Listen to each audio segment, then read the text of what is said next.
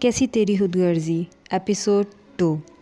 अगली सुबह महक अपने बाबा के साथ कॉलेज के लिए निकलती है कि वहाँ एक गाड़ी आकर रुकती है और शमशेर इसमें से बाहर आता है, जिसे देखकर वो दोनों हैरान रह जाते हैं।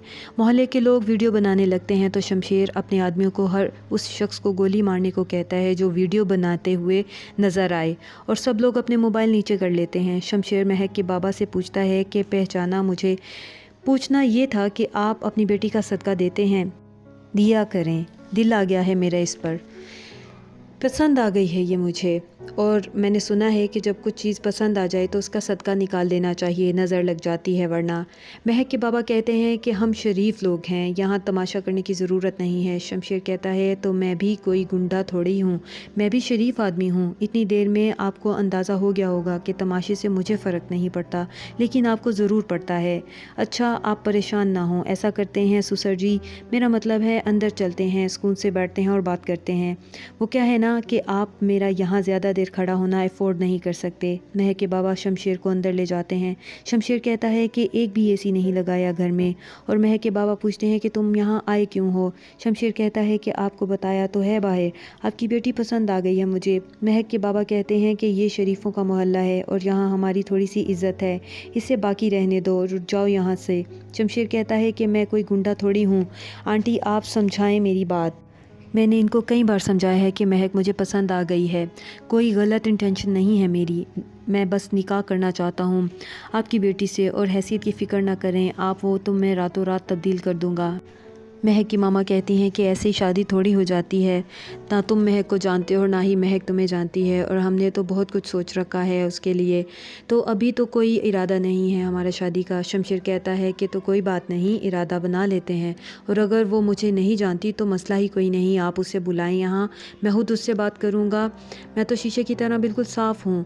महक के बाबा कहते हैं दिमाग दुरुस्त है, हम अपनी बेटी को यहाँ तुम्हारे साथ बैठने को बुलाएंगे। शमशेर कहता है कि हाँ, क्योंकि मैं उसे पसंद करता हूँ। महक के बाबा कहते हैं कि लेकिन मैं तुम्हें पसंद नहीं करता, और ना ही मेरी बेटी तुम्हें पसंद करती है।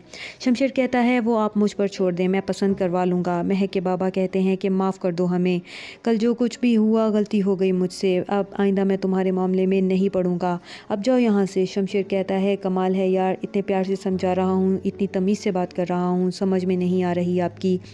मैंने आपसे कहा है कि मुझे महक पसंद आ गई है, और जो चीज़ मुझे पसंद आ जाती है वो मेरी हो जाती है, गुस्सा करने की ज़रूरत नहीं, आपकी उम्र को गुस्सा सूट नहीं करता। मैं बहुत तमीज़ और इज़्ज़त से समझा रहा हूँ कि महक से शादी करना चाहता हूँ, ये मैं आपको अपना फ़ैसला बता रहा हूँ, और आपके फ़ैसले की कोई अहमियत नहीं मेरे सामने। चलो कोई नहीं, सोच लीजिए आप, लेकिन फ़ैसला मेरे हक़ में ही आना चाहिए। अच्छा ही होगा कि महक को खुशी खुशी मेरे साथ शादी कर दें, अगर ऐसा ना किया तो आपकी नज़रों के सामने महक को छीन कर ले जाऊंगा। शमशेर महक की माँ को देखकर मुस्कुराता है और कहता है कि आइंदा आऊँगा तो चाय पीकर जाऊँगा, अब तो रिश्तेदारी हो गई है, लेकिन गर्मी बहुत है यहाँ, मैं किसी को कहकर एसी लगवा देता हूँ। और ये कहकर शमशेर वहाँ से चला जाता है।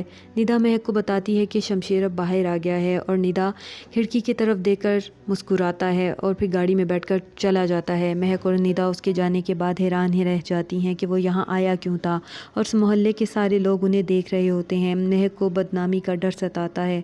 वो दोनों नीचे चले जाती हैं जहाँ उनके चचा और फैमिली जमा होते हैं। एहसन कहता है कि हमें पुलिस स्टेशन जाना चाहिए, महक के बाबा बेटी के मामले को पुलिस तक नहीं ले जाना चाहते। एहसन की माँ महक से पूछती है कि तुमने बताया ही नहीं कि तुम कब से उस लड़के को जानती हो। महक कहती है कि मैं उसे नहीं जानती। महक के बाबा अपनी बेटी पर पूरा भरोसा करते हैं और वो सब यूनिवर्सिटी के लिए निकल जाते हैं।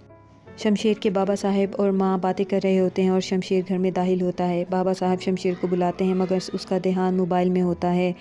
बाबा साहब उससे मोबाइल छीनकर उसे डांटने लगते हैं कि सारी रात तुम आवारागर्दी करते रहते हो, और माँ उसे समझाती है। उधर दारा बाबा साहब से बात करते हुए महसूस करता है कि वो कुछ परेशान हैं।